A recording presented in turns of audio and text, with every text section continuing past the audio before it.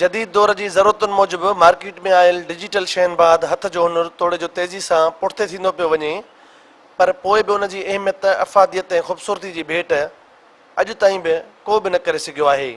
घोटकी जे रस्तनि ते इहो पहिरियों भेरो थियो आहे जो सियासी पार्टियुनि जी चैकिंग ऐं कमर्शियल इश्तिहारनि जे वर चढ़ियल दीवारुनि खे ख़ूबसूरत बणाइण लाइ आर्ट जो मुक़ाबिलो करायो वियो, जंहिंमें माण्हुनि भरपूर नमूने हिसो वरितो।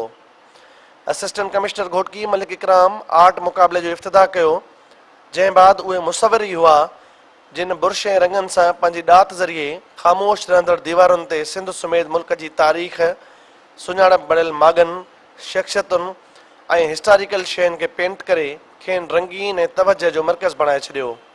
उन मौके ते इवेंट में हिसो वठंदड़नि सिंध टीवी न्यूज़ सां ॻाल्हाईंदे चयो त एक्टिविटी इधर करवा रहे हैं घोटकी शहर में, दीवारों को खूबसूरत करने के हिसाब से दीवारों के ऊपर जो मुख्तलिफ किस्म के इश्तिहार लगे हुए होते हैं उसको भी थोड़ा सा ख़त्म करेंगे। उसके अलावा ये कि जो हमारे पेंटर्स हैं, आर्टिस्ट हैं घोटकी के, और इस शहर से जो नौजवान हैं जो पेंटिंग का शौक़ रखते हैं, उसमें शऊर को उजागर करने के लिए अपने कल्चर को, सिंध के कल्चर को, पाकिस्तान के कल्चर को थोड़ा सा प्रमोट करने के लिए एक्टिविटी कर रहे हैं। अच्छा काम है, आर्ट को प्रमोट कर रहे हैं, ये अच्छी बात है।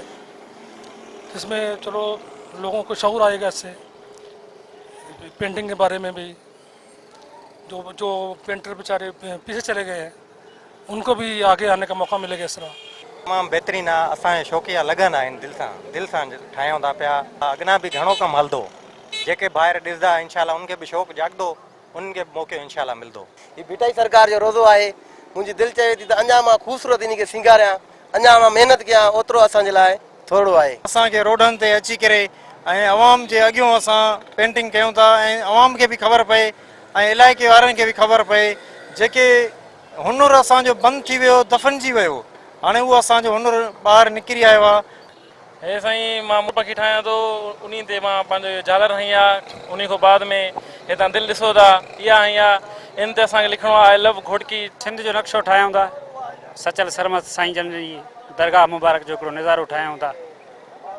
इन जो इहो मतिलबु आहे त सिंध जेकी आहे उहा सूफ़ी जी धरती आहे। घोटकी जे स्टेशन रोड जी इहा दीवार जेका हमेशह सियासी नारनि ते ॿधल चैकिंग जो ॾेख ॾींदी हुई, उहा हिन आर्ट कॉम्पिटिशन बाद हाणे जिते रंगनि जे चिटण सबबि ख़ूबसूरती जो ॾेख ॾेई रही आहे, उते वरी ईंदड़ वेंदड़नि लाइ माज़ी, हाल ऐं मुस्तक़बिल बाबति ॼाण जो पिणु सबबु बणिजी रही आहे। कैमरामैन शाहिद चने सां गॾु नियाज़ चनो, सिंध टीवी न्यूज़, घोटकी।